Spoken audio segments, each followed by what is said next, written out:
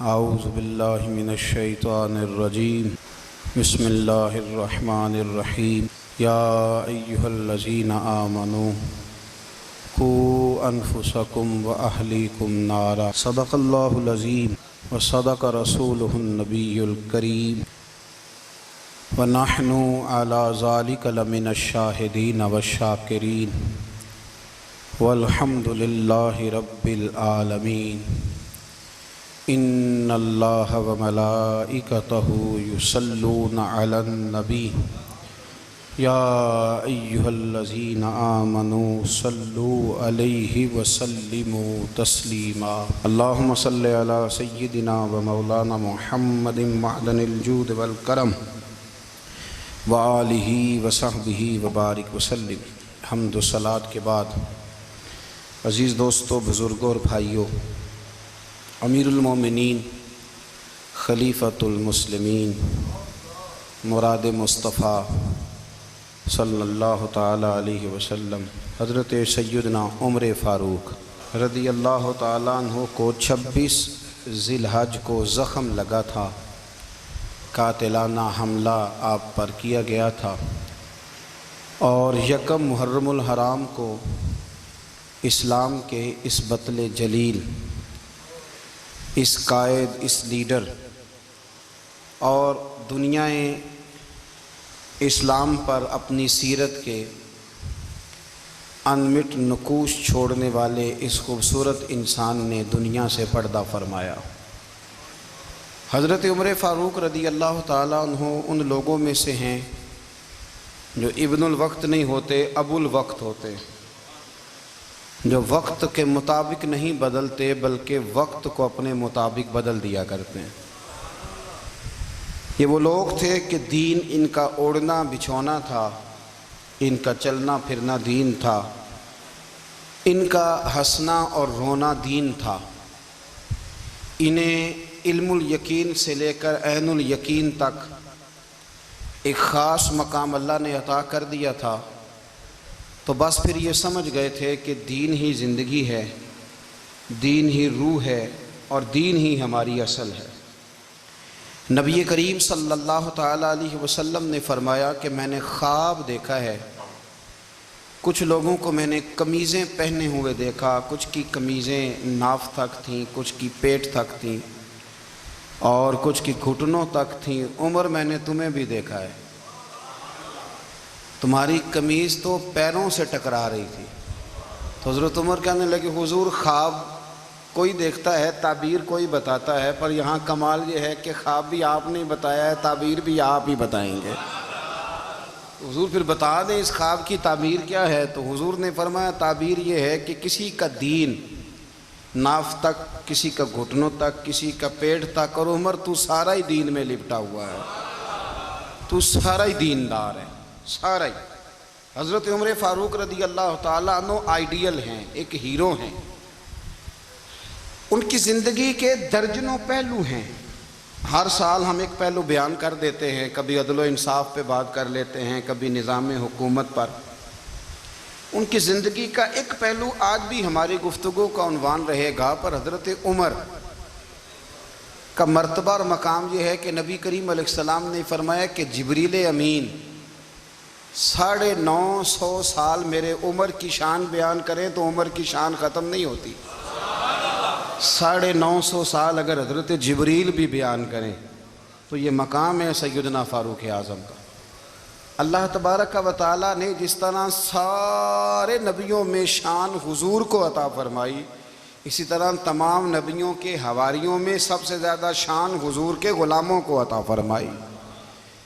قرآن مجید میں اللہ کریم نے فرمایا یا ایھا الذین آمنوا قوا انفسکم واہلیکم نارا، فرمایا اے ایمان والو، خود بھی جہنم کی آگ سے بچو اور اپنے گھر والوں کو بھی دوزخ کی آگ سے بچاؤ۔ خود بھی بچو اور اپنے گھر والوں کو بھی، کس کو جی؟ ہماری ساری نصیحتیں باہر والوں کے لیے۔ باہر ہمیں بہت بڑا لیکچر بھی دینا پڑے تو چلتا ہے، بہت بڑی داستان سرائی بھی کرنی پڑے تو چلتی ہے۔ سٹیٹس اور معیار یہ ہے کہ سارا کچھ باہر والوں کے لیے، اور گھر کے وہ پھول جن کی آبیاری بھی ہم نے کرنی تھی، کوئی جڑی بوٹیاں اور گائیں تو وہ کاٹنی بھی ہم نے خود تھیں، دھوپ اور چھاؤں کا خیال بھی ہم نے رکھنا تھا، وہاں ہماری نظر نہیں ہوتی۔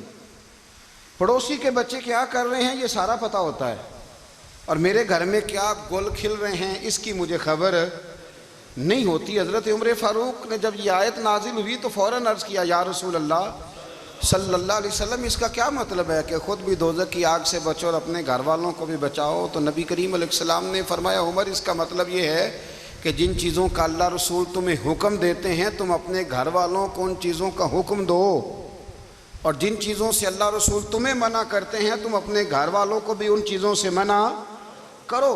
حضرت عمر فاروق کی زندگی میں جو چیز آپ کو بہت زیادہ ملے گی نا وہ یہ ہے کہ آپ نے جتنا کڑا احتساب محاسبہ باہر والوں کا کیا ہے نا، اس سے زیادہ بڑھ کے اپنا اور اپنے گھر والوں کا کیا ہے۔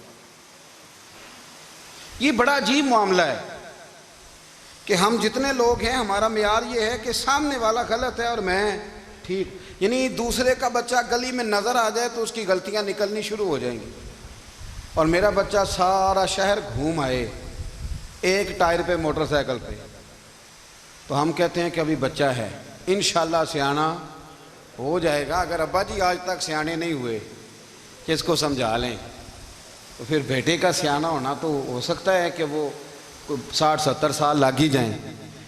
گھر کے اندر جب تک توجہ نہیں ہوتی، اور سب سے پہلے جب تک اپنی ذات پر توجہ نہیں ہوتی، تو والد کا جب تک کردار بچے نہیں دیکھتے جب تک، اتنی دیر تک ان کا تبدیل ہونا ممکن نہیں ہوتا۔ حضرت عمر فاروق رضی اللہ تعالیٰ عنہ نا باہر والوں کا بھی بڑا سخت حساب کرتے تھے۔ بڑا ایک گورنر صاحب نے لباس بڑا شاندار پہننا شروع کر دیا تھا، تو حضرت عمر نے اتروا کے نا تو انہیں ٹاٹ کا لباس پہنا کے تو اونٹ چرانے کی ڈیوٹی دے دی تھی۔ اتنا سخت احتساب کرتے۔ کسائی کی دکان پر بھی 1-2 گھنٹے کھڑے ہوتے تھے۔ جو آدمی مسلسل 2 دن گوشت خریدتا تھا نا، فرماتے تھے اس کا ٹیکس بڑھا دو، لوگوں کو دال نہیں مل رہی اور یہ روز گوشت کھاتا ہے۔ حضرت فاروق اعظم، اس کو جزیہ کہا جاتا تھا، یا کچھ اور معاملات ہوتے تھے بڑھا دیتے تھے۔ مسلسل جو 2 دن آدمی گوشت کھاتا تھا، فرماتے تھے مدینے میں غربت ہے، اگر یہ والا نظام تم کرو گے تو غریب لوگ کس کی طرف دیکھیں گے۔ لیکن اس سے زیادہ بڑھ کر جو ان کی زندگی کا معیار اور سٹیٹس تھا وہ یہ تھا کہ اپنے گھر کا خاص خیال رکھتے، خاص توجہ کرتے۔ ملک شام سے اور ایران سے کچھ لوگ آپ کی خدمت میں آئے، تو وہاں سے کچھ کنیزیں بھی آئیں، ان کے بادشاہ پیغام لے کے۔ شاہ ایران کی کنیز کو ملکہ نے کہا کہ نا حضرت عمر کی زوجہ کو دیکھ کے آنا ذرا کس طرح کی ہے۔ ہمارے ملک میں کیا کہتے ہیں، خاتون اول، جی خاتون، باقی سارے دوؤں میں خاتون اول، ذرا خاتون اول کو دیکھ کے آنا۔ تو وہ جب آئی نا گھر میں ملنے، تو کہا کہ مجھے میری ملکہ نے کہا تھا کہ عمر کی زوجہ سے، اہلیہ سے ملاقات کر کے آنا۔ تو حضرت عمر کی اہلیہ نے نا ایک جوڑا کپڑوں کا دے دیا ملکہ کے لیے، اور ایک خوشبو کی شیشی دے دی۔ اب جب وہ تحفے وہاں بھیج گئے تو اس ملکہ نے نا کچھ سونے کا سامان بھیجا، کچھ زیورات بھیجے، کچھ تحائف بھیجے۔ جب حضرت عمر کے گھر آئے نا، وہ خادم لے کے آیا، اس نے کہا جی آپ کی اہلیہ نے تحفے بھیجے تھے، تو جواب میں شاہ ایران کی بیوی نے، یہاں جس ملک کا وہ سفیر تھا، انہوں نے بھی یہ بھیجیں۔ تو حضرت عمر فاروق نا وہ تحفے لے کے گھر گئے، تو جا کے کہنے لگے اپنی اہلیہ سے، یہ تو کب سے تحفے تحائف بھیجنے لگ گئی ہے، یہ کب سے نظام شروع ہو گیا؟ تو کہ حضور تحفہ دینا لینا تو ٹھیک ہے، سنت ہے، محبت بڑھتی ہے، تو یہ کوئی قباحت نہیں، اور میں نے اپنی ذاتی استعمال کے لیے جو چیزیں رکھی تھی وہ میں نے دی ہیں۔ تو حضرت عمر فاروق رضی اللہ تعالیٰ عنہ فرمانے لگے، ہم نے کسی ملک کے ساتھ اور اس کے بادشاہ کے ساتھ ذاتی تعلق نہیں بنانا، تعلق جو بھی بنے گا رسول اللہ کے دین کی برکت سے بنے گا۔ ذاتی رشتے نہیں ہم نے قائم کرنے، ذاتی۔ آپ کے ملک کی جو ایئر لائن جس کا ہر سال خسارے کا ڈنڈورا پیٹا جاتا ہے نا، وہ ہمارے بادشاہ صاحب اور صدر صاحب اگر غیر ملکیوں کو گھوڑا کبھی بھیجنا ہو نا، گھوڑا، تو پورا ایک جہاز گھوڑا لے کے تحفے میں جاتا ہے، پورا جہاز غریب قوم کا یہ سرمایہ، اور قوم بڑی بادشاہ ہے، لائنوں میں لگ کے ووٹ دیتی ہے۔ 2 کام ہمیشہ لائن میں لگ کے کرنے، ایک بل لائن میں لگ کے جمع کرانا ہے، اور ایک ووٹ لائن میں لگ کے، تاکہ پھر پورے 5 سال لائن میں ہی لگے رہیں۔ مرضی سے آپ ووٹ دینا، پر جو بات درست ہے اس کو سنو۔ حضرت عمر فاروق رضی اللہ تعالیٰ عنہ نے اپنی اہلیہ سے پوچھا کتنے کا تھا وہ تیرا جوڑا اور خوشبو کی شیشی؟ انہوں نے کہا 3 دینار کی۔ فرمایا یہ 3 دینار تیرے اور باقی جو تحفے آئے ہیں وہ تو خود کہہ، چونکہ اس نے تیرے نام بھیجے ہیں، تو کہہ کہ میں مال غنیمت میں دیتی ہوں، تو کہہ میں مسلمانوں کو کہہ۔ تو زوجہ ہنس پڑی، کہنے لگی میں نہ بھی کہوں تو مجھے کہنا تو پڑے گا ہی، کہنا تو میں نے ہے ہی، کیونکہ سامنے عمر فاروق ہیں، لہذا فرمایا کہہ دیتی ہوں میں نے دیا خزانے کو۔ حضرت عمر نے جمع کرا لیا۔ میں یہ کیا بات ہوئی؟ میرے گھر والے جو مرضی کریں، ان کا معیار زندگی جس طرح کا مرضی ہو۔ اور حضرت عمر ایک جملہ کہا کرتے تھے، اللہ کرے کہ یہ باتیں اس دور حاضر میں ہماری سمجھ میں آئیں۔ حضرت عمر فاروق رضی اللہ تعالیٰ عنہ اپنے بچوں کو فرمایا کرتے تھے کہ بہت آدمی کو بھوک لگی ہو نا، اور پھر اس کی پسند کا کھانا پکا ہو، جتنے شوق سے وہ اس کھانے کو دیکھتا ہے نا، فرمایا اس طرح پوری قوم اپنے بادشاہوں کے خاندان کو دیکھتی ہے، اس تیزی کے ساتھ دیکھتے ہیں کہ ان کے گھر میں کیا ہو رہا ہے، ان کا معیار زندگی کیا ہے، ان کا سٹیٹس کیا ہے۔ سیدنا فاروق اعظم رضی اللہ تعالیٰ عنہ نے اپنے گھر کے اندر اپنے بچوں، آپ کے بچے دونوں کاروبار کے لیے مصر گئے، تو وہاں کے گورنر صاحب نے لوگوں سے، ایک بہت بڑا قافلہ گیا مدینے سے مصر تجارت کے لیے، جاتے ہیں نا آج بھی قافلے کئی ملکوں میں، تو یہ گئے تجارت کے لیے۔ تو حضرت عبداللہ ابن عمر، حضرت عبید اللہ ابن عمر، حضرت عمر کے دونوں بیٹے گئے۔ جناب عمر فاروق کے بچے جب وہاں پہنچے تو مصر کے گورنر نے نا لوگوں کو تعارف کرایا کہ یہ عمر فاروق کے بیٹے ہیں، یہ حضرت یہ چودھری کے بیٹے کو کون بتاتا ہے کہ تو چودھری کا بیٹا ہے؟ باہر والے بتاتے ہیں، گھر والے جی؟ اور سیٹھ صاحب کے بیٹے کو کون بتاتا ہے کہ تو سیٹھ صاحب کا بیٹا ہے؟ اور مالک کو کون بتاتا ہے کہ تو مالک کا بیٹا ہے اور یہ کرایہ دار ہے؟ یہ کون بتاتا ہے؟ یہ سوچ ہم دیتے ہیں بچوں کو، چودھری اور کمی کی سوچ، امیر اور غریب کی سوچ، مالک اور کرایہ دار کی سوچ، گھر کے مالک کی اور کام کرنے والے کی سوچ، یہ ہم دیتے ہیں۔ یاد رکھنا، یہ ہم دیتے ہیں، یہ ہمارا مزاج ہے، یہ باہر سے نہیں آتی۔ تو کوئی شہزادہ ہے، تو سیٹھ ہے، تو نواب ہے، یہ سوچ باہر سے نہیں آتی، یہ اماں سوچ دیتی ہے، اماں، یہ ابا سوچ دیتا ہے۔ اور پھر جب تباہی اترتی ہے تو اس کے ذمہ دار بھی باہر والے نہیں ہوتے، گھر والے ہوتے ہیں، گھر والے۔ ہمارے بچوں کی طبیعتوں پر زیادہ نقش باہر والوں کا نہیں ہوتا، گھر والوں کا ہوتا ہے، یاد رکھیے گا۔ حضرت عمر فاروق رضی اللہ، بچے ہیں، شہزادے ہیں، وہ کاروبار کرنے گئے اور وہاں لوگوں نے بتایا گورنر صاحب نے کہ یہ فاروق اعظم کے بچے امیر المومنین کے۔ لوگوں نے ان سے زیادہ مال خریدا، تجارت میں زیادہ نفع ہوا، ظاہر ہے کہ وہ آپ کے جو اللہ خیر کرے حکمران ہیں، ان کے کاروبار کتنے ملکوں میں ہیں، کس بنیاد پر ہیں؟ وہ صرف اس بنیاد پر کہ وہ حکمران رہے، ان کے لیے آسان تھا بڑے لوگوں سے تعلقات بنانا۔ حضرت عمر فاروق رضی اللہ تعالیٰ عنہ کے بچے ڈھیروں مال کما کے جب واپس آئے نا، تو حضرت عمر سے آ کے بچوں نے بطور محبت کا، ابا جی اللہ نے بڑا ہی فضل کیا ہے، بڑا مال کمایا الحمدللہ، یہ دیکھیں کتنا نوازا ہے۔ تو حضرت عمر کہنے لگے سارے قافلے نے اتنا ہی کمایا ہے؟ سارے قافلے نے اتنا ہی کمایا ہے؟ کہ حضور نہیں، سارے قافلے نے اتنا نہیں کمایا، سب کو اتنا نہیں ملا۔ وہ تو وہاں گورنر صاحب نے لوگوں کو تعارف کرایا تھا کہ یہ عمر کے بچے ہیں، تو لوگوں نے پھر ہم سے بڑا ہی خریدا۔ تو حضرت عمر فرمانے لگے ٹھیک ہو گیا، میں بات سمجھ گیا ہوں، اس طرح کرو جو تمہاری اصل زر تھی نا، جو راز تھی، وہ رکھ لو اور باقی سارا مال خزانہ میں جمع کرا دو، اس لیے کہ یہ تم نے تجارت نہیں کی، یہ تم نے اپنے باپ کا نام بیچا ہے، یہ تم نے امیر المومنین کے بیٹے ہونے کا فائدہ اٹھایا ہے۔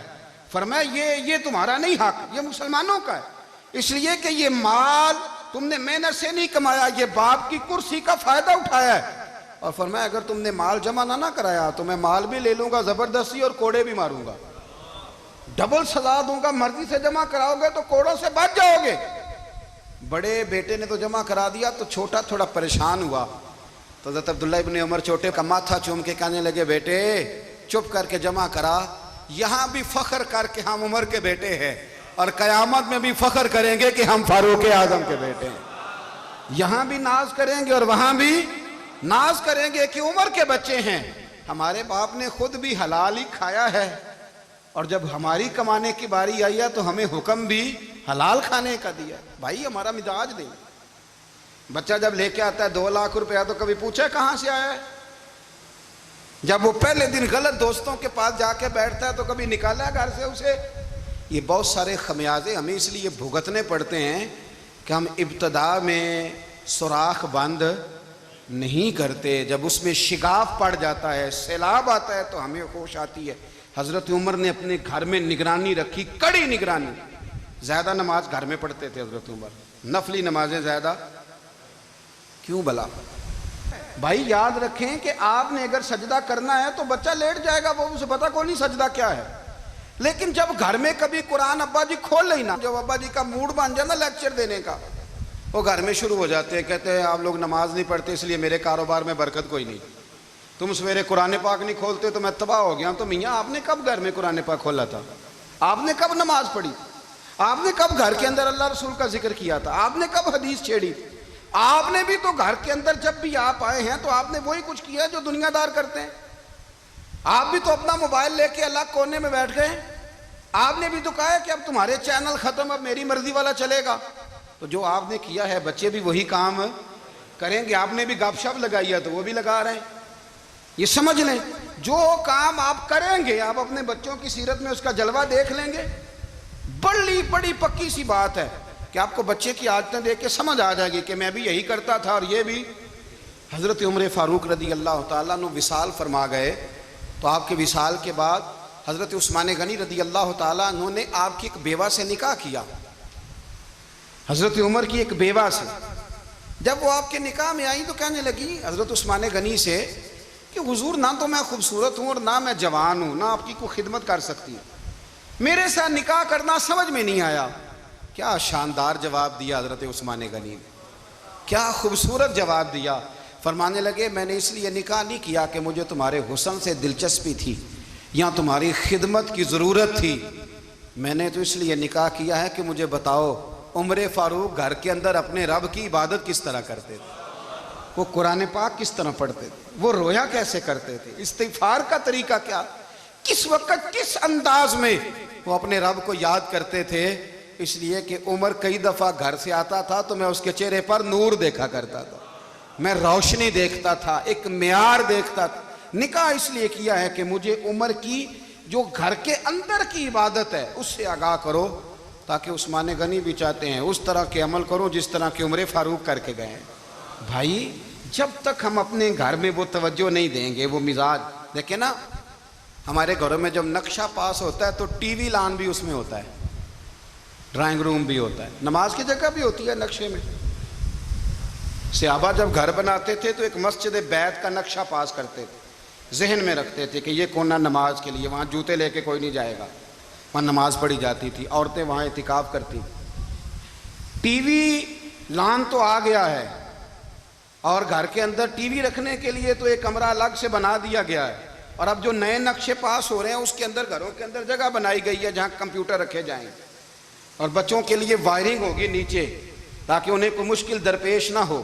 یہ ساری چیزیں ہم نے نہانے کے لیے گھروں کے اندر اتنے بڑے واش روم بنائے ہیں کہ لگتا یہ ہے کہ سوائے نہانے کے اور کام ہی نہیں کوئی گھر میں ہوگا، ہر چیز آ گئی۔ پر اللہ کرے کوئی تفسیر بھی ٹیبل پہ پڑی نظر آئے، کوئی حدیث کی کتاب بھی ٹیبل پہ پڑی نظر آئے۔ اللہ کرے کہ جس طرح ابا لطیفہ سن کے آتا ہے تو جب تک سنا نہ لے اسے ہضم نہیں ہوتا، اللہ کرے کہ وہ جمعے میں بیان سن کے جائے تو اس کا بھی دل کرے میں اپنے بچوں کو سناؤں، وہ نبی پاک کی کوئی حدیث کہیں سے سنے تو گھر جا کے سنائے۔ جب تک یہ معیار نہیں بنتا آپ کیسے توقع کرتے ہیں کہ گھر کے اندر اللہ کی رحمتیں نازل ہوں گی؟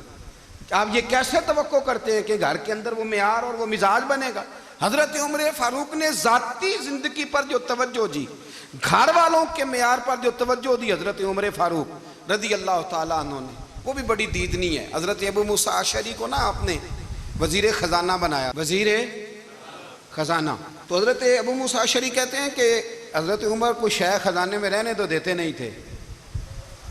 ایک دن میں صفائی کر رہا تھا اس کمرے کی جس میں خزانہ رہتا تھا۔ ہمارے تو ملک میں جو جاتا ہے وہ صفائی کر کے ہی جاتا ہے، اللہ خیر کرے.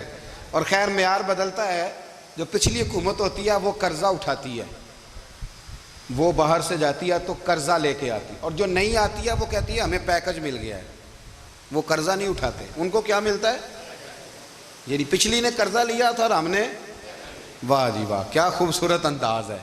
اس کا نام بدل کے نا, انہوں نے قرضہ لیا تھا اور ہم نے, میں کہا بڑے شاندار سیانے بندے ہو گئی. اور اللہ تعالیٰ خیر فرمائے, ہمارے جو بڑے شاندار قسم کے دوست ہیں نا, شاندار, جن کا ادب سے نام لیتے ہیں, وہ عرب کے بادشاہ ہیں. ہم تو عرب خالی کہتے بھی نہیں, عرب شریف کہتے ہیں, عرب شریف. انہوں نے پتہ کیا کیا ہے؟ انہوں نے اس طرح کیا ہے کہ جو کشمیریوں کا قاتل تھا نا, اس کے گلے میں میڈل ڈال دیا ہے. یہی کام وہ کرتے رہتے. انہوں نے پہلے انہیں بلا کے مندر بھی بنوائے تھے, ہمیں کوئی شکوہ نہیں, ان کی زمین ہے, اللہ تعالیٰ توفیق عطا کرنے والا ہے. پر خیال یہ تھا کہ چلو کشمیریوں کے زخم پر نمک نہ چھڑکتے, 2 مہینے انتظار کر لیتے, کچھ حالات سنور جاتے, کچھ تھوڑا انتظار. ہیں ہمارے دوست, ہمارے وزیر اعظم صاحب جب جاتے ہیں تو وہ پھولوں کا ہار ڈالتے ہیں ہمارے دوست. لیکن انہیں وہ حدیث یاد نہیں کہ نبی پاک علیہ السلام نے فرمایا جب میرے مومن کو تکلیف ہوتی ہے تو مجھے بھی گنبد خضرا میں تکلیف ہوتی ہے. انہیں نہ کشمیریوں کا خون یاد نہیں آیا, انہیں برہان وانی کی کٹی ہوئی لاش یاد نہیں آئی, انہیں 30,000 بیوہ عورتیں 30,000 بیوہ عورتیں یاد نہیں آئی, 30,000 بیوہ عورتیں جن کے سہاگ اجڑ گئے, اور انہیں 1.25 لاکھ یتیم بچہ یاد نہیں آیا جو یتیمی کی زندگی گزار رہا ہے. اور اس کے باوجود بہت بڑے ذمہ دار ہیں وہ. مجھے پڑھ لینے دو آج احمد فراز کا شعر. وہ ہمارے مکتب, کوئی ایسا نہیں کہ وہ مولوی تھا, وہ غیر جانبدار تھا, پر مجھے آج پڑھ لینے دو اس کا شعر. یہ کلیجے کا درد ہے, پڑھ لینے دو.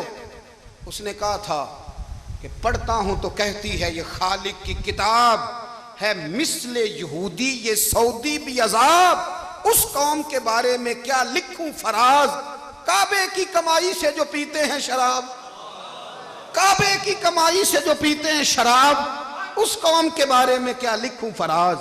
کہ کعبے کی کمائی سے جو پیتے ہیں شراب, میں خیال نہیں آیا تمہارا صرف دین یہ ہے کہ قبریں گرا دو, مزارات گرا دو, فقط یہ دین ہے؟ کوئی نبی پاک کے روزے کی طرف منہ کرے تو اسے مشرک کہو, یہ دین ہے؟ اس کا نام مذہب رکھا ہے تم نے. مذہب تو اس کا نام ہے کہ جو رسول اللہ کا نام لینے والا ہے وہ ہمارا یار ہے, اور جو نبی پاک کا نام لینے والا نہیں, ہمارا اس سے کوئی تعلق ہے. یہ دین ہے. حضرت عمر فاروق کی سیرت سنا رہا ہوں, حضرت عمر کی. حضرت ابو موسیٰ اشعری نے ایک عیسائی کو منشی رکھا تھا, اکاؤنٹ آفیسر حضرت ابو موسیٰ اشعری نے. تو حضرت عمر فاروق بول پڑے, کہنے لگے تمہیں مسلمان کوئی نہیں ملا تھا, کلمہ گو نہیں تمہیں نظر آئے, کشمیریوں کی لاشیں نظر نہیں آتی, ان کا خون بہ رہا ہے, تباہی اتر رہی ہے, اور تم قاتل کو گولڈ میڈل پہنا رہے ہو. اور یاد رکھنا, جب مسلمانوں کی بچیاں روندی جاتی ہوں نا تو پھر اسلام امن کا درس نہیں دیتا, پھر اسلام جہاد کی بات کرتا ہے, پھر اسلام جہاد کی بات کرتا ہے, جہاد کی.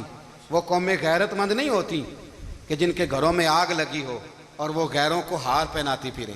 اللہ کا کچھ خوف کرو, زندگی مختصر ہے. دبئی میں کتنے رہے اور کتنے چلے گئے, خدا را کچھ خدا. تم سے اچھے تو وہ نیو یارک کے رائٹر ہیں جو کم از کم اپنے کالموں میں کشمیر کی بات کرتے ہیں. تم سے اچھا برطانیہ کا وہ شخص ہے جو کم از کم BBC لندن پہ رپورٹ جاری کرتا ہے تو کہتا ہے کشمیر پہ ظلم ہو رہا ہے. تم سے تو وہ اچھے رہ گئے. تم نے بات کرنا تو دور کی بات, تم نے دشمنوں کے گلے میں ہار پہنانے شروع کر دیے. کل جب پوچھیں گے بلا کے تم کو اپنے سامنے, کیا جواب جرم دو گے تم خدا کے سامنے؟ بڑی تکلیف ہوئی, بڑی تکلیف ہوئی. وہ نا منصور حلاج کو پھانسی دی جا رہی تھی تو حضرت جنید بغدادی بھی آ کے دیکھنے لگے. تو منصور حلاج کہنے لگے بابا سارا زمانہ دیکھے پر تو نہ دیکھ, سارا زمانہ تماشا دیکھے انہیں تو پتہ کوئی نہیں نا, تو نہ دیکھ.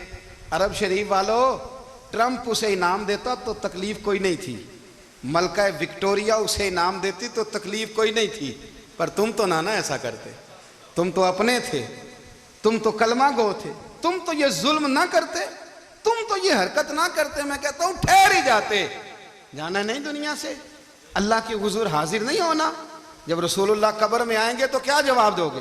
خدا را حضور نے فرمایا تھا گناہ روک نہیں سکتے تو دل میں ہی برا جان لو. ذالک اضعف الایمان، یہ کمزور ایمان ہے، کم از کم اتنی حد تک تو آ جاؤ، دشمن سے گلے تو نہ ملو.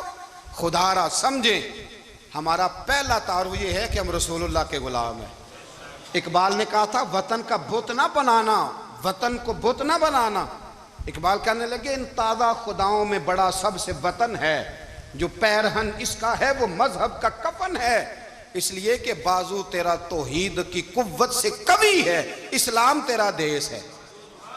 اسلام تیرا دیس ہے، کیونکہ تو مصطفی ہے، تو نبی پاک والا ہے، مصطفیٰ والا. اسلام تیرا دیس ہے، تو مصطفی ہے. امریکہ میں جو مسلمان رہتا ہے ہمارا بھائی ہے، اور پاکستان میں جو مرزائی رہتا ہے اس سے ہمارا کوئی تعلق نہیں ہے. حضرت عثمان غنی نے اپنے چچا کے بیٹے سے کہا تھا کہ تو کلمہ نہیں پڑھتا تو تیرا میرا رشتہ کوئی نہیں. بلال حبش سے آیا ہے پر میرے نبی کا غلام ہے تو سگے بھائیوں سے بھی آگے ہے. ہزاروں قومیں وجود میں آئیں دہر میں خشک و تر کے رشتے سے، پر ہم نے بنیاد دوستی رکھی یاد خیر البشر کے رشتے سے. اپنی ملت پر قیاس اقوام مغرب سے نہ کر، خاص ہے ترکیب میں قوم رسول ہاشم. کچھ خیال کریں، پہلا تعارف دین ہے. اگر دین نہیں تو پھر کسی وطن کی کوئی ضرورت. اس لیے کہ پاکستان کا تصور اقبال نے پیش کیا نا، تو اقبال کہنے لگے ان تازہ خداؤں میں بڑا سب سے وطن ہے جس کو تم بت بنا کے پوجتے ہو. ہمارا وطن تو ہمیں جان سے زیادہ پیارا ہے، پر پہلے پاکستان نہیں، پہلے اسلام. پہلے اسلام تیرا دیس ہے، تو مصطفی ہے. تو آمدام برسر مطلب حضرت عمر فاروق رضی اللہ تعالی عنہ. حضرت سیدنا ابو موسیٰ اشعری کہتے ہیں کہ میں نے نا صفائی کی، مال غنیمت کی میں نے صفائی کی، تو ایک دینار مجھے نا کہیں پڑا ہوا مل گیا. تو فرماتے ہمیں اجازت ہوتی تھی کہ ایک آدھ دینار ہم اپنی مرضی سے کہیں خرچ کر سکتے. اگر آپ ناراض نہ ہوں تو ہمارے ہاں جب چیئرمین صاحب ناظم صاحب ٹھیکے دیتے ہیں تو ٹھیکیدار ان کا چھوٹا بھائی ہوتا ہے، یا چچا کا بیٹا ہوتا ہے، یا خالہ کا بیٹا ہوتا ہے.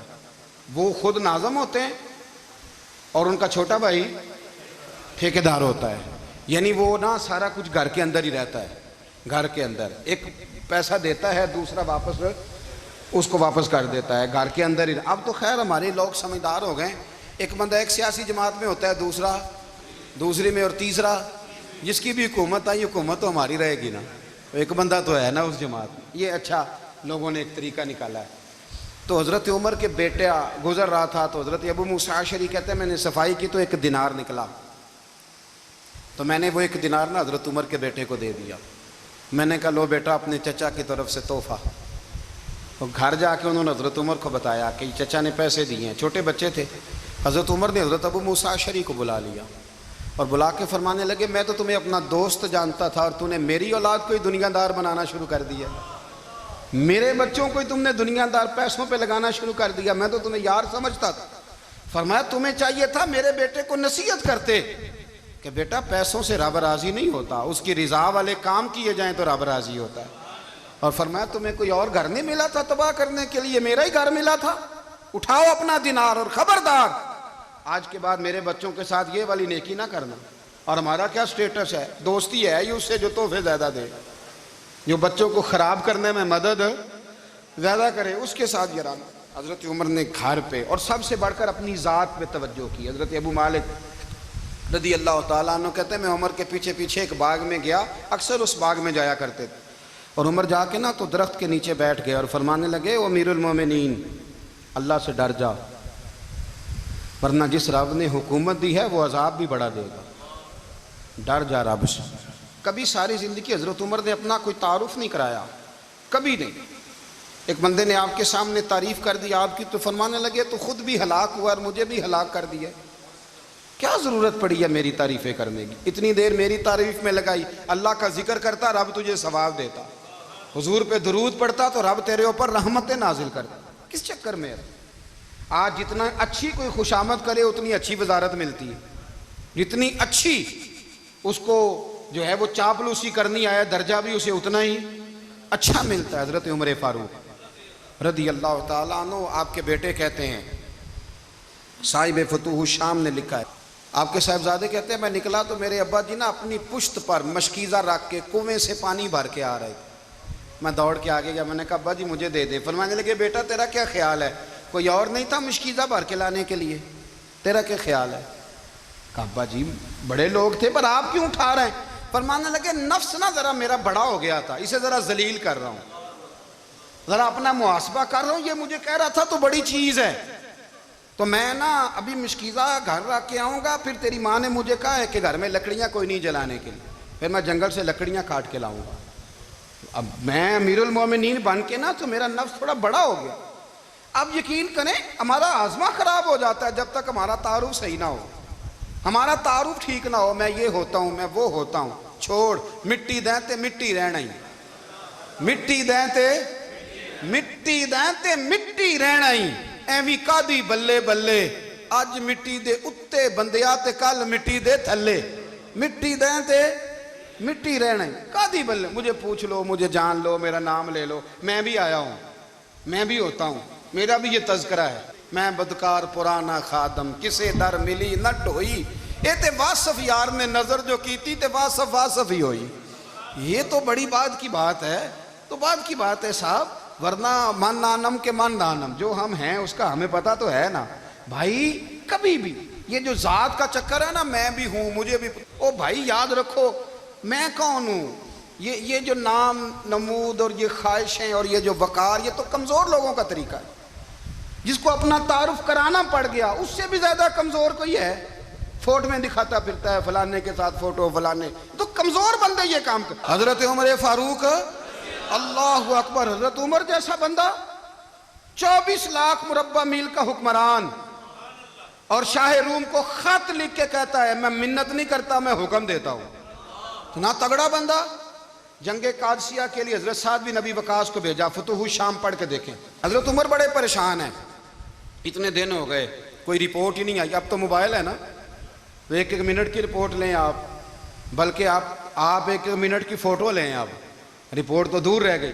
حضرت عمر فاروق رضی اللہ تعالیٰ عنہ بڑے پریشان ہیں کہ قادسیہ میں حضرت سعد بن ابی وقاص کے ساتھ لوگ جہاد کرنے گئے، رپورٹ کوئی نہیں آ رہی، اتنے پریشان تھے کہ باہر نکل کے نا اس رستے پہ بیٹھ جاتے جو رستہ قادسیہ کی طرف سے آتا تھا، اس جو بھی آتا جاتا پوچھتے جنگ کے کیا حالات ہیں۔ ادھر جب اللہ نے فتح دے دی نا تو حضرت سعد بن ابی وقاص رضی اللہ تعالیٰ عنہ نے نا ایک قاصد کو خط دے کے بھیجا، کہنے لگے عمر کے پاس جاؤ، انہیں اطلاع دو کہ الحمدللہ اللہ نے اسلام کو فتح عطا کر دی۔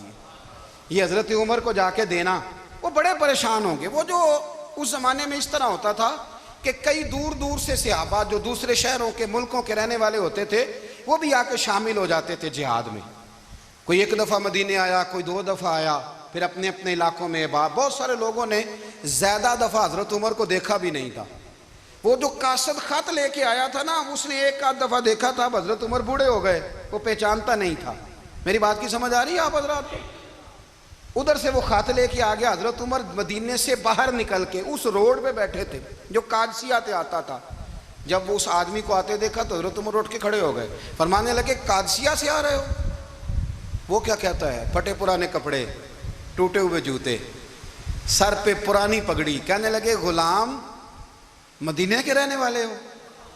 حضرت عمر کہنے لگے ہاں مدینے کا ہوں۔ کہا میں قادسیہ سے آیا ہوں، الحمدللہ اللہ نے اسلام کو فتح دے دی ہے، الحمدللہ کفر کی کمر ٹوٹ گئی ہے۔ اس نے یہ بات کر کے تو گھوڑے کو ایڑی لگائی، گھوڑا دوڑنے لگا مدینے کے، حضرت عمر بھی ساتھ ساتھ دوڑ رہے، فرمانے لگے اچھا بتاؤ خالد بن ولید کا کیا حال ہے؟ تھوڑا آگے جا کے فرمانے لگے اسامہ بن زید کیسے ہے؟ وہ کہتے ہیں ٹھیک ہے۔ پھر اس نے اور گھوڑا، عمر ساتھ ساتھ دوڑ رہے ہیں، ساتھ ساتھ 24 لاکھ مربع میل کا حکمران، ایک جوتا پیر سے نکل گیا، عمر دوڑ رہے ہیں۔ آگے جا کے پوچھتے ہیں سعد بن ابی وقاص کا کیا حال ہے؟ کہ حضور وہ بھی ٹھیک ہے۔ کتنے لوگ میرے شہید ہو گئے مسلمانوں میں سے؟ کہنے لگا صحیح گنتی کا نہیں پتا، یہ لفظ ادا ہوتے ہوتے مدینے کی سرحد آ گئی۔ لوگوں نے عمر کو گھوڑے کے ساتھ دوڑتے دیکھا تو کہا امیر المومنین کیوں دوڑ رہے ہیں؟ وہ غلام چھلانگ لگا کے نیچے آیا، قدموں میں بیٹھ گیا، کہنے لگا حضور آپ نے بتایا ہی نہیں آپ امیر المومنین ہیں۔ آپ فرمانے لگے کیا بتاتا؟ میں تو اونٹ چرانے والے کا پتر ہوں، کیا بتاتا؟ وہ عمر ہوں جس نے اپنے گناہوں کا حساب دینا ہے، کیا بتاتا؟ جو سعد بن ابی وقاص کو جہاد پہ بھیج کے خود بزدلوں کی طرح گھر میں بیٹھا ہے، کیا بتاتا؟ کوئی حیثیت نہیں، کوئی تار، تو نے اچھا کیا، تو مجاہد تھا، مجھے ساتھ ساتھ دوڑایا، تو نے اچھا کیا۔ جتنے لوگ تھے چیخیں مار کے رونے لگے۔ حضرت فاروق اعظم سے کہنے لگے عمر جب تک تیرے جلوے رہیں گے اللہ کامیابیاں ہی عطا فرمائے گا، جب تک تیرا رنگ رہے گا اللہ تعالیٰ نوازتا ہی رہے گا۔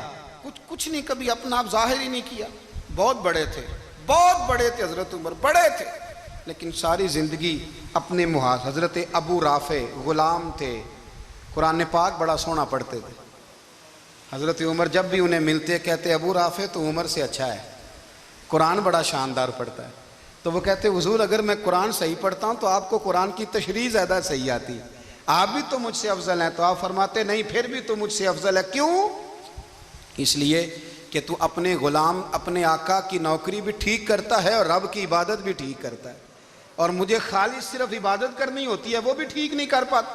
ساری زندگی اپنا محاسبہ، ساری زندگی اپنے گریبان میں دیکھا، ساری زندگی اپنے آپ کو پرکھا، اپنے آپ کو ٹٹولا۔ 62 سال عمر بیت گئی۔ حضرت حذیفہ بن یمان ایک صحابی تھے، میرے نبی کریم علیہ السلام نا ان سے راز کی باتیں کرتے تھے۔ ہر بندے کا ہاضمہ ٹھیک نہیں ہوتا، سب سے راز کی بات نہیں کرنی چاہیے۔ حضرت حذیفہ بن یمان کہتے ہیں حضور راز کی باتیں بتاتے۔ مدینہ منورہ میں جو منافقین تھے ان کی لسٹ بھی نبی پاک نے حضرت حذیفہ بن یمان کو دی تھی۔ جب کوئی مشکوک آدمی مر جاتا نا تو صحابہ کہتے ہیں ہم دیکھتے اگر حضرت حذیفہ نے جنازہ پڑھا ہے تو ہم بھی جنازہ پڑھ لیتے۔ نبی پاک نے بھی کچھ جنازے نہیں پڑھے، ترمذی میں ہے، فرمایا عثمان سے جو بغض رکھے اس کا جنازہ نہیں پڑھیں گے۔ حضرت حذیفہ بن یمان اگر جنازہ پڑھتے تو لوگ پڑھتے، وہ نہ پڑھتے تو لوگ جنازہ نہ پڑھتے۔ حضرت حذیفہ بن یمان کہتے ہیں جناب عمر فاروق کی خلافت کے آخری ایام تھے، کچھ دنوں کے بعد وہ شہید ہو گئے۔ فرماتے آدھی رات کا وقت تھا، میں گھر میں سویا تھا بڑا بے فکر، اچانک میرے دروازے پہ دستک ہوئی، میں گھبرا کے اٹھا، اتنی رات کو کون آیا؟ کہتے ہیں قربان جاؤں، دروازے پہ گیا تو امیر المومنین فاروق اعظم دروازے پہ۔ میں نے کہا عمر کوئی حکم تھا تو مجھے بلا لیتے۔ کہنے لگے میں نا امیر بن کے نہیں آیا، تیرا ویر بن کے آیا ہوں۔ امیر المومنین کی حیثیت سے سرکاری کام سے بلاتا تو وہاں بلاتا، مجھے ایک ذاتی کام پڑ گیا۔ کہتے ہیں میں نے عمر کو گھر کی اندر بلا کے چارپائی پہ بٹھایا، میں نے کہا حضور میں غریب آدمی، میں کیا آپ کے کام آ سکتا ہوں؟ تو کہتے ہیں انہوں نے نا مجھے ساتھ بٹھا لیا، پھر میرا ہاتھ پکڑ لیا، کہنے لگے تو عمر کو جانتا ہے؟ عمر جھوٹ نہیں بولتا، تو جانتا ہے عمر وعدوں کا پکا ہے؟ کہا حضور جانتا ہوں۔ کہا میں اس وقت آیا ہوں جب دیکھ بھی کوئی نہیں رہا۔ حضرت حذیفہ بن یمان کہتے ہیں پریشان ہو گیا، حضور پہلیاں نہ بجھوائیں، مہربانی کریں بتائیں کدھر آئے ہیں؟ تو حضرت عمر فاروق فرمانے لگے 62 سال کا ہو گیا ہوں، 63 میں چل رہا ہے، داڑھی سفید ہو گئی ہے، پھل پک گیا، اٹھ فریدہ ستیا، داڑھی آ گئی پور، اگا نیڑے آ گئی، پیچھا رہ گئی دور، اب قبر اشر کا معاملہ صاف نظر آنے لگا ہے۔ کہا حضور مجھ سے کیا چاہتے ہیں؟ حضرت عمر رو پڑے، کہنے لگے آج میں عشاء کے بعد نکلا ہوں تو نبی پاک کے صحابہ مجھے نیک کہہ رہے تھے، پھر میں نے بچوں کی ماں سے اور بچوں سے بھی پوچھا ہے، وہ بھی مجھ سے راضی ہیں، پر حذیفہ تیرے ساتھ نبی پاک راز کی باتیں کرتے تھے، سچ بتا کہیں عمر کا نام منافقوں میں شامل تو نہیں؟ سچ بتا ان منافقین میں تو شامل نہیں، کہیں اوپر سے تو نہیں سارا کچھ؟ حضرت حذیفہ بن یمان کہتے ہیں میں باپ کے مرنے پہ اتنا نہیں رویا جتنا عمر کے سوال پہ رویا۔ میں قدموں میں بیٹھ گیا، میں نے کہا نہیں عمر یہ تو میں نے نہیں سنا، لیکن یہ میں نے نبی پاک سے ضرور سنا ہے کہ میرے بعد اگر کوئی نبی ہوتا تو عمر ابن خطاب ہوتا۔ یہ میں نے اپنے کانوں سے سنا ہے کہ عمر جس گلی سے گزرے شیطان رستہ بدل جاتا ہے۔ یہ میں نے اپنے کانوں سے سنا ہے کہ 950 سال حضرت جبریل جناب عمر کی شان بیان کریں تو پھر بھی بیان نہیں ہو سکتا، یہ میں نے ضرور سنا۔ دوستو ساری زندگی حضرت عمر نے اگر دوسروں کا محاسبہ کیا تو اپنا اور اپنے بچوں کا بھی کڑا خیال رکھا، اپنی ذات پر بڑی توجہ دی۔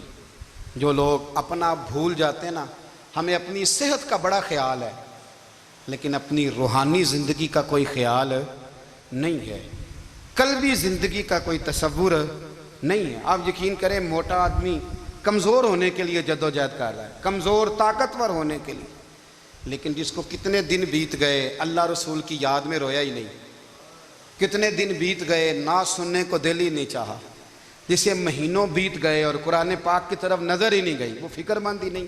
زندگی زندہ دلی کا نام ہے، مردہ دل کیا خاک جیا کرتے ہیں۔ بھائی حضرت عمر کی زندگی دور حاضر میں ہمیں یہ سبق دیتی ہے کہ کڑی نگرانی رکھو اپنے پودوں کی، کڑا خیال رکھو اپنے ذاتی باغ کا، اور یہ جو تمہارے دل کی دنیا ہے، یہ تمہاری روح کی زندگی ہے، اس کا محاسبہ کرتے رہو۔ نبی کریم علیہ السلام نے فرمایا اپنا حساب خود کر لو قبل اس کے کہ تمہارا حساب کیا جائے۔ اپنا حساب بولیے، اپنا حساب۔ ہم ساری دنیا کا حساب کرتے پھرتے ہیں، کوئی کہاں سے کماتا ہے کہاں کھاتا ہے، پر اپنا حساب حضور نے فرمایا حساب کر لو قبل اس سے کہ تمہارا حساب۔ مولا علی فرماتے ہیں نماز پڑھ لو قبل اس کے کہ تمہاری نماز پڑھی جائے، نماز پڑھ لو قبل اس کے کہ تمہاری۔ اپنا محاسبہ کریں، تھوڑا سا نا اوپر دائیں بائیں دیکھنے کی بجائے تھوڑی سی گردن جھکا کے نا، درویش کہتے ہیں برے بندے نو میں لبن ٹریا تے جگ تے ملیا نہ کوئی، اپنے اندر چاتی پائی تے میتھوں برا نہ کوئی۔ تھوڑی سی نا، تھوڑی سی اپنی طرف توجہ دیں۔ ہم نا بے چین وقت گزار رہے ہیں، بے قرار ہیں، بے سکون ہیں، سبب یہ ہے کہ ہم نے نا اپنا حساب کرنا چھوڑ دیا ہے۔ حساب کرو گے، بے حساب تو بندہ روٹی کھا لے تو بیمار ہو جاتا ہے، اور اگر زندگی بے حساب گزرے، گناہوں کا حساب ہی نہ کیا جائے، تقوی کی طرف توجہ ہی نہ کی جائے، تو پھر زندگی دشوار ہو جاتی ہے۔ اور اللہ پوری امت مسلمہ کو ایک حضرت عمر فاروق رضی اللہ تعالیٰ عنہ کے طریقے پر چلنے والا لیڈر عطا فرما، ہمیشہ مدحت خیر الانام میں گزرے۔ دعا ہے یہ عمر درود